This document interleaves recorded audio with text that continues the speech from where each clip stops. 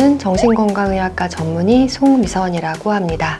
저는 주로 아동 청소년들을 상담하는 일을 주로 하고 있고요. 아이들의 고민과 어려움을 듣고 아이들이 이것을 잘 헤쳐나갈 수 있게끔 도와주는 역할을 하고 있습니다. 이 영상은 사춘기 자녀를 둔 부모님이 아이들과 조금 더 잘 대화하는 방법을 알기 위해서 제작된 영상입니다. 제가 아이들의 고민을 들으면서 느꼈던 부분들, 그걸 통해서 부모님께 드리고 싶은 그런 부탁, 그리고 정보들, 이런 것들이 부모님에게 조금이라도 도움이 되었으면 합니다. 사춘기 자녀와 대화를 잘 하고 싶으시다는 것은 아이에게 좋은 부모이고 싶으시다는 것을 의미할 겁니다. 좋은 부모가 무엇일까요? 아이들이 성공할 수 있게끔 도와주는 그런 부모가 좋은 부모일까요? 아니면 아이가 스스로 원하는 길을 찾고 행복을 찾아가도록 옆에서 격려해주는 그런 역할을 하는 게 좋은 부모일까요? 2016년 여성가족부에서는 과연 좋은 부모란 어떤 부모일지에 대한 설문조사를 하였습니다. 놀라운 것은 부모의 기준과 아이의 기준이 많이 달랐습니다. 부모님들은 좋은 부모란 경제력이 있고 사회적 지위가 높고 그리고 아이에게 필요한 정보를 가져다 주고 자녀를 위해서 헌신하는 부모가 좋은 부모라고 생각을 하고 계셨습니다. 근데 그것과 달리 아이들은 내 얘기를 잘 들어주고 나와 무언가를 함께 해주고 나를 남과 비교하지 않고 또 내 입장에서 나를 이해해주는 부모를 좋은 부모로 꼽았습니다. 이렇듯 아이들이 부모에게 바라는 좋은 부모라는 것은 내 편에서 나를 이해해주는 동반자였습니다. 우리의 자녀들은 모두 다 성향, 기질, 특성이 다릅니다. 그렇기 때문에 내 아이의 기질이나 성향을 있는 그대로 받아들이고 내 아이는 이런 아이구나, 아이의 있는 모습 그대로를 받아들여 주시는 것 자체가 일단은 저는 좋은 부모님이 되시는 첫 단계라고 생각합니다. 아이들이 어렸을 때는 유치원 때까지는 돌봐주고 그리고 보살펴주고 그리고 칭찬도 해주고 이제 적당한 훈육을 통해서 아이하고 안정된 애착관계를 형성하시면 됩니다. 그 다음에 아이가 초등학교에 들어가게 되면 할 일을 스스로 찾아서 하게끔 도와주시고 칭찬이나 격려를 통해서 아이의 기본적인 생활 습관을 잡아가는 것들이 이제 부모님이 주로 하시게 되는 역할인데요. 이것을 아이와의 애착 형성 그리고 아이에게 자기관리 능력 만들어주기라고 할 수가 있습니다. 근데 아이가 중학교에 들어가게 되면은 이런 단계가 어느 정도 마무리가 되어야 되고 이제 아이가 스스로 자신이 원하는 걸 찾고 도전해보고 노력하고 어떻게 살아가고 싶은지를 찾아가는 과정을 옆에서 지켜보시게 됩니다.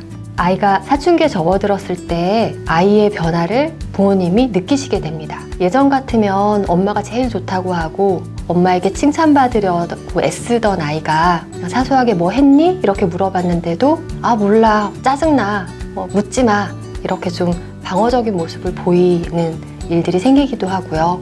무슨 일이 있었는지 말은 안 하면서 문을 닫고 방에 들어가 버린다든지 이렇게 뭔가 아이와 나 사이에 벽이 생긴 것 같은 그런 변화를 느끼는 순간이 오고 그것이 좀 사춘기의 시작인 경우들이 많습니다.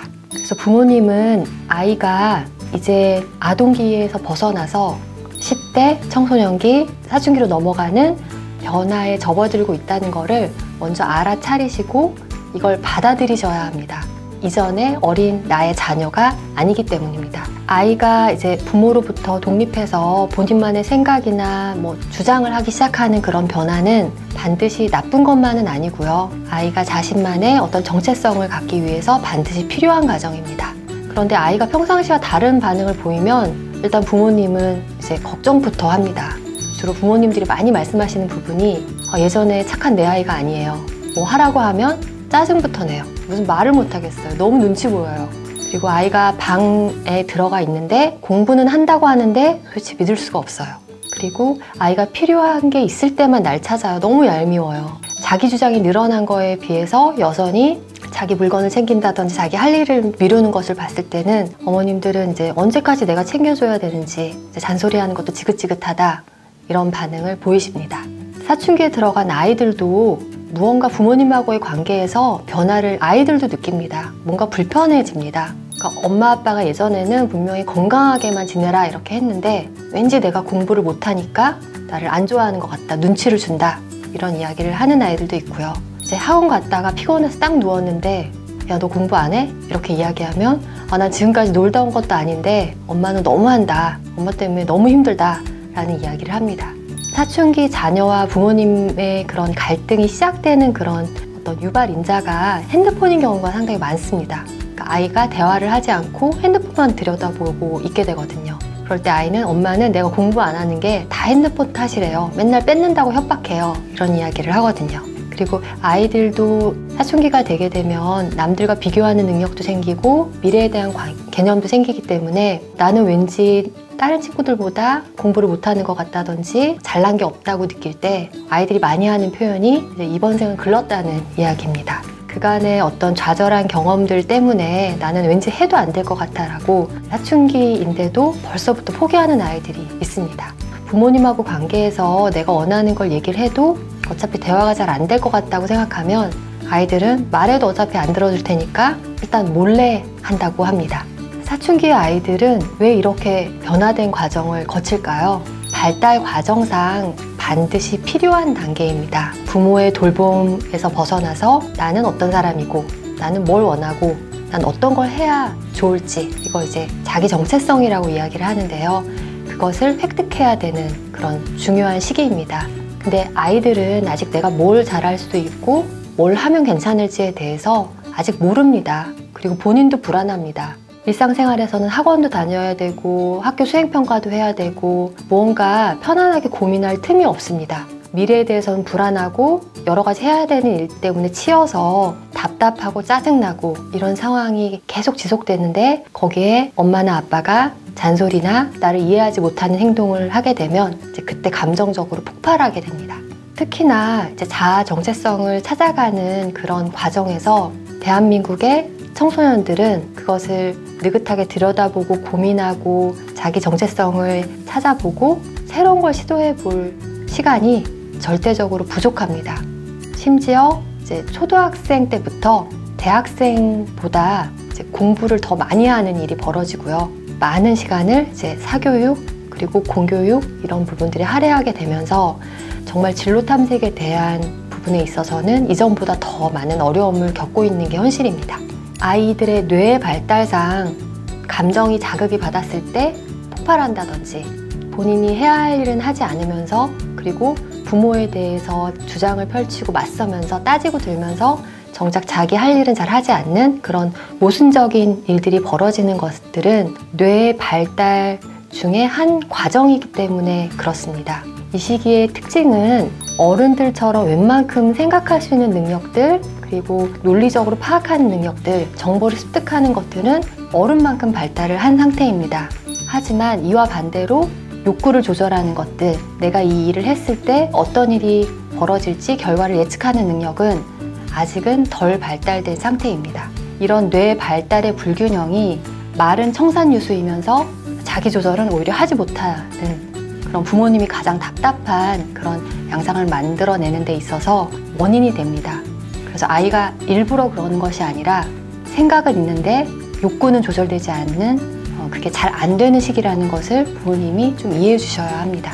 아이들이 이제 사춘기에 접어들면서 엄마 아빠와 갈등을 빚고 또 부모님이 내 아이가 이제는 많이 컸구나를 받아들이고 결국 다시 사이가 좋아지는 그런 과정을 거치게 되는데요. 학자들의 연구 결과상은 23% 정도는 원래도 아이랑 부모님이랑 사이가 좋았기 때문에 원만히 사춘기도 넘어가는 그런 경우에 해당된다고 합니다. 그리고 나머지 한 35% 정도는 사춘기 초기에는 부모님이 이제 얘 왜 이래? 그 전에 썼던 방법들을 쓰다가 아이하고 다툼이 생긴다든지 이렇게 혼란스러웠다가 결국 서로를 이해하고 나중에는 호전되는 양상을 보이는 게 35% 정도가 해당이 되고요. 한 21% 정도는 이런 갈등이 지속적으로 이렇게 늘어나서 관계가 틀어지고 관계상에서 문제가 생기고 아이들이 어떤 심리적인 우울감이나 정서적인 감정 기복 이런 것들을 이렇게 심리적인 어려움을 겪게 되는 그런 정도를 한 21% 정도로 분류를 하였습니다. 그래서 대체로는 청소년기에 부모와 갈등이 있더라도 원만히 지나가는 경우도 있지만 이것이 아이하고 부모의 관계가 회복되지 않고 아이가 심리적인 어려움이 계속 누적되는 경우, 공격적 행동을 보이는 경우, 자살, 자해 충동이 있는 경우는 그냥 넘길 일이 아니라 그 상황에서는 전문가의 도움을 반드시 받으셔야 합니다. 부모님들은 예전에 본인들이 자랐던 때를 떠올리며 너희는 경제적으로도 풍족하고 그리고 우리가 못해주는 것도 없고 딱히 뭐 먹고 살 거 걱정할 것도 없는데 왜 이렇게 힘들어하냐, 학원도 다 보내주고 원하면 여행도 데려올 거 가지고 이렇게 얘기를 하십니다. 그렇지만 객관적인 결과상 여전히 대한민국 청소년들의 삶의 만족도는 OECD 국가 중 제일 꼴찌입니다. 수년째 이 상태에서 벗어나지 못하고 있습니다. 부모님이 내 아이만 유독 힘들어한다 라고 생각하시지 마시고요. 우리나라 아이들이 처한 상황에 대해서 조금 더 객관적으로 들여다봐 주셨으면 합니다. 사춘기에 들어간다면은 보통 아이들이 빠르면은 12살, 13살, 그리고 늦으면 15살 뭐 이렇게 시작이 되는데요. 부모님의 역할이 아이의 나이에 따라서는 달라져야 된다는 것들을 부모님이 꼭 아셔야 됩니다. 사춘기 전까지는 부모님이 아이를 올바른 거 가르쳐 주시고 뭐 핸드폰을 너무 많이 사용하면 통제도 해주시고 이런 지도 감독과 통제가 실제로 필요합니다. 근데 아이가 적정 연령이 되면 이제 이게 대체로는 사춘기에 해당이 되고요. 부모의 지도 감독이 통하지 않는 그런 시점이 옵니다. 그리고 그 이후에는 결국 아이 스스로 자율적으로 자신을 통제하고 자기 주도성을 갖는 쪽으로 방향이 나아가야 됩니다. 이 과정이 좀 생각보다는 쉽지 않은 경우가 많습니다. 부모님들은 여전히 내 아이는 핸드폰 조절도 못하고 집중도 잘 못하고 감정 조절도 못하는데 지도 감독을 내려놓을 수가 있느냐, 아이를 포기하란 말이냐 이렇게 이야기를 하시는데요. 아이 연령이 사춘기에 진입한 이후에는 예전에 아이에게 쓰던 방법이 일단은 효과적이지가 않습니다. 그래서 부모님은 그 사춘기 아이에 맞는 방법을 터득하셔야 되고요. 지금 이제 보여드리는 그런 악순환의 패턴들은 보통 이제 사춘기 시기 이전부터 누적되어 온 아이와 부모의 갈등이 계속 쌓이다가 폭발해서 병원이나 상담을 이제 하시게 되는 그런 안 좋은 예를 한 가지 알려드리도록 하겠습니다. 어렸을 때는 이제 부모님이 숙제해라, 씻어라, 방 치워라 이렇게 지시를 내리는 일들이 어느 정도는 필요합니다. 보통 이제 부모님들이 하시는 실수가 어렸을 땐 아이들은 엄마한테 칭찬받고 싶어서 말을 잘 듣거든요. 근데 한 번 얘기해서 잘 들었을 때 사실은 긍정적 강화를 해주셔야 되는데 그럴 때는 말을 잘 들을 때는 그냥 넘어가시는 실수를 범하십니다. 근데 아이는 이제 칭찬받고 싶어서 한 일인데 바로 엄마의 지시를 따랐을 때 별 반응이 없으면 이걸 하지 않게 됩니다. 그리고 오히려 부모님은 하라고 했을 때 아이가 뭐 숙제를 하지 않으면 그제서야 더 관심을 보이고 했는지 여러 차례 이렇게 말하게 됩니다. 엄마가 한 3번에서 7번 정도 얘기를 하고 목소리 톤이 올라가기 시작하면 겨우 마지못해 숙제를 하는 아이들이 이제 생기기 시작하고요. 보통 초등학교 3학년, 4학년 때부터 나타나는 양상인데요. 그마저도 아이들 입장에서는 엄마의 잔소리도 관심을 받는 거니까, 그리고 최대한 내가 미룰 수 있는 만큼 미루면 그만큼 더 놀 수 있으니까 엄마 말을 점점 더 안 듣게 됩니다. 어머님이나 아버님은 아이에게 지시를 내렸을 때 아이가 잘 따라주지 않으면 점점 강도를 높입니다. 협박도 하고요. 너 그러면 핸드폰 뺏는다? 한 대 맞을래? 이렇게 협박을 하면 이렇게 마지못해 아이들이 하기 시작하고요. 여기서 이제 아이가 점점 더 부모의 지시를 잘 듣지 않게 되면은 부모님도 참다 뭐 때리기도 하시고요. 뭐 핸드폰을 부수기도 하시고요. 이렇게 공격성을 부모님이 보이는 일들이 생깁니다. 사춘기에 접어들게 되면 이제 아이들은 부모님이 무섭지 않습니다. 부모님의 체벌 아니면 그 처벌이 두려워서 부모님 말을 듣는 일이 줄어들게 되거든요. 그래서 이런 악순환이 반복되는 경우는 부모님은 내 애인데 내가 감당을 못하겠다. 에휴 내 팔자야. 나는 왜 아이를 저렇게 못 다룰까? 이렇게 체념하신 상태에서 병원에 오게 되고요. 이런 악순환의 고리를 많이 이렇게 거치신 경우에는 아이와 사춘기 시기를 원만하게 보내기가 조금 힘듭니다. 아이와 사춘기를 잘 보내기 위해서는 아이가 자기관리 능력을 터득할 때 긍정적인 그런 상호작용을 통해서 이제 아이가 수능했을 때 칭찬해 주시고 격려해 주시고 효과적으로 지시를 내리시는 과정들이 반드시 좀 필요합니다.